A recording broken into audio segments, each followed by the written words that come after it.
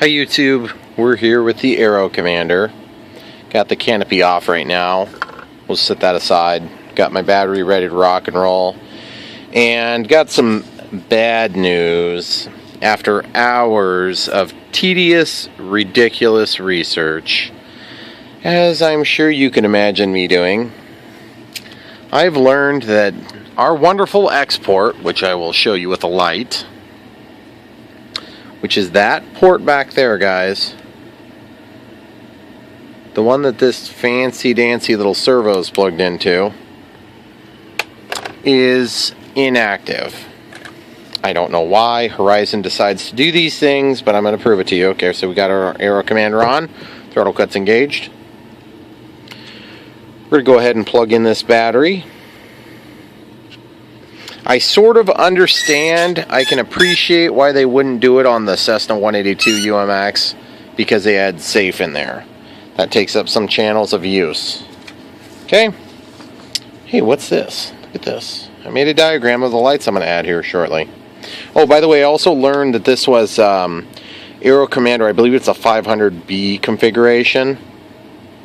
And that's why our tail does not come forward with, I think that's called washout.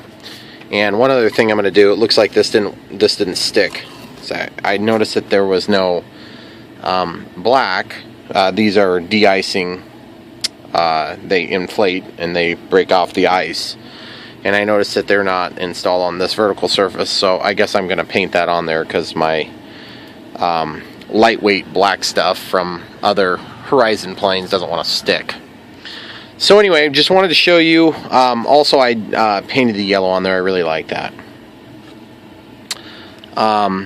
Okay, so basically that XPort back there has 4 pins instead of the usual 3.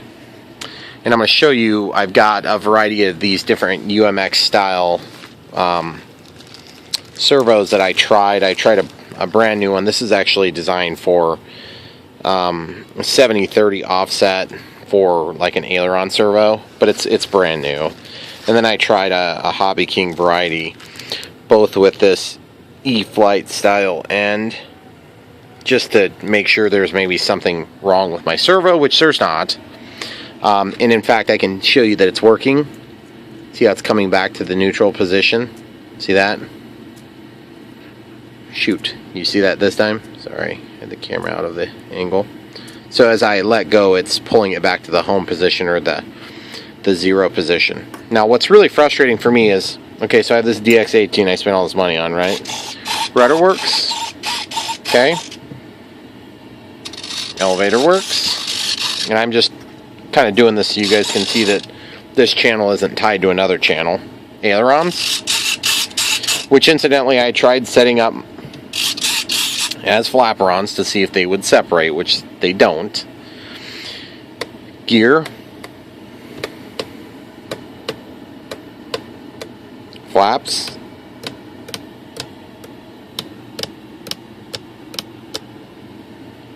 this doesn't do anything. This does auxiliary 2. This is auxiliary 3.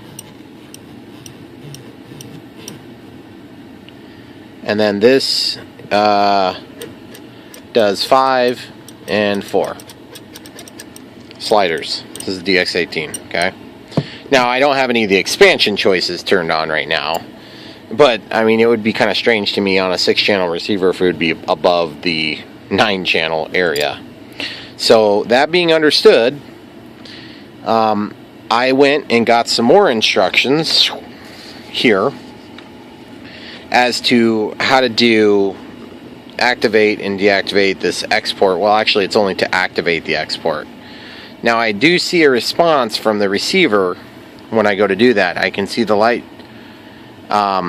changes conditions, and I hear different noises coming from the electronic speed controls, indicating feedback, which I could demonstrate for you fairly easily. So why don't we just do that real quick. So we unplug the flight pack, the LiPo. We put the throttle in the up and right position, and this is super tricky. Okay, throttle cut needs to be off because otherwise you wouldn't actually have any output.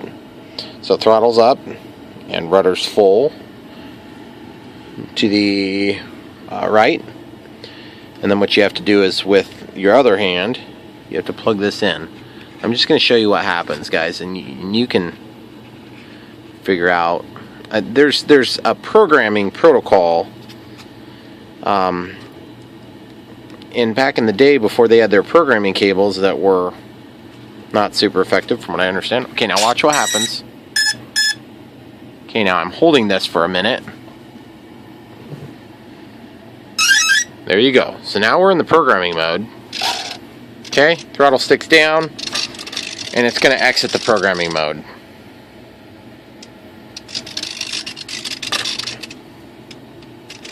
And I'm going to unplug it. Okay? Now, I'm going to plug this back in with throttle cut on. What I'm trying to say and what I'm hoping this video produces is, beyond other frustrated customers that will call Horizon and complain, which would probably work too, I want to use this port, and I want to use the other port too, because at some point I think it would be sweet to do some sort of a parachute drop or something like that on a plane this size. Okay, throttle cut is off just to... Okay, so that's working. Throttle cut's on. So we're safe now. Okay. I'm just looking at the control axis. You can see that the rudder is moving. Now watch the elevator. The elevator is moving.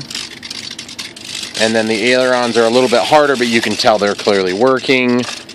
And then let's turn the plane around and check all our control axes. Yaw control is correct.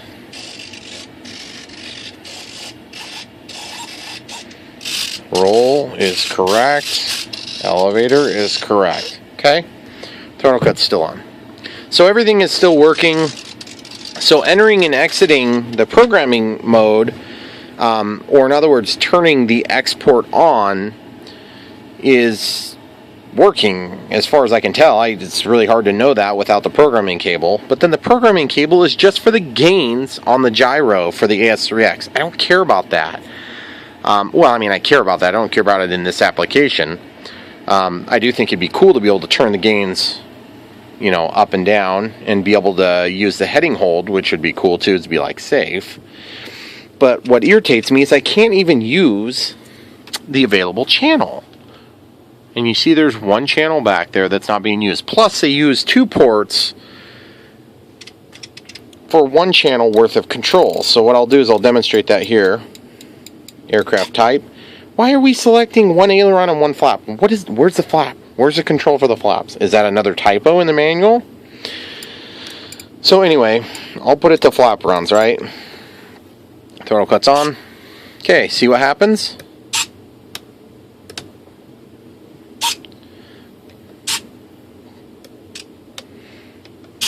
Come on, stop being weird. Okay, so this is normal behavior. Ailerons. And you see they're working in opposite directions. Now, if you go to my flap mode, I have it set to -100 and +100. Okay? And that's just simply to demonstrate that these things are not acting as separate channels. Now, the only way to demonstrate that totally would be to go in and set the reverse on one of the channels. Now watch this. It reverses both. Reverses both. Now watch. It reverses neither. Okay? It reverses both. So what that tells us, and you do have to test all those different conditions to actually prove that they're not being treated as 2 separate channels. What that proves for us is that basically the 2 channels that they're consuming for the same output, it gives us no added value. At least they could set them up as dual ailerons, because then you could set up differential. But in this case, I just want flaps, guys. I know this plane doesn't need flaps, and I know you know they're at home watching this, but it just irritates me because I bought and paid for it on 2 planes now that I want flaps on. The Cessna 182 UMX, and this thing just screams, give me flaps, even though it doesn't need it at all. And it is a great flying plane. So, by the way, I painted these things white so as to match a little bit better. But other than that, guys, I was really hoping to give you guys a flap video this weekend. And that's not going to happen now. Probably not going to happen for a while. One other thought I had was to just get another DSM-X receiver and just plop the receiver in there, steal some power from the battery or one of the servo leads so that I can take from the BEC that's embedded in that brick, and then I can turn on and off the output. Because it's not making any change to safe, it doesn't matter, and that would allow me to do flaps. Unlike with the Cessna 182, you'd have safe turning on and off. So anyway, guys, if you have any ideas, post them on the channel here, and I will investigate as such with your help. Hopefully we can put our heads together, or maybe just annoy the crap out of Verizon into giving us what we've already bought and paid for. So anyway, that's about it. Without further ado, I'm going to call it quits for tonight. And just a little sneak peek at my lighting scheme. Everything on here should happen with the exception of the white strobes. I don't think I'm going to do that. And I haven't made up my mind if I'm going to do the anti-crash beacons. If I have a 3mm red flash, then I might do it. Otherwise, probably going to go with red and green, forward-facing landing lights. Probably not going to be articulated by the flap servo because we don't necessarily have that channel available yet. One white rear-facing light, very bright white rear-facing light. And then if I recall, on some of these planes, there was actually 2 lights here, but I don't know if that was true on the 500B. But there's lights that are right here that flank the nose, and they are a landing light and a taxi light, and they're very, very bright. So that would be a total of 4 lights, and in our case, because we have removable landing gear, I'd probably embed the light up here, kind of like what I did on the P51 1.2 meter Blondie that I did. So anyway, that's about it, guys. Thanks a lot for watching. I hate making downer videos. This one's a bit of one, and hopefully with this downer we can put our resources together and get Horizon to straighten up on this one. Thanks for watching.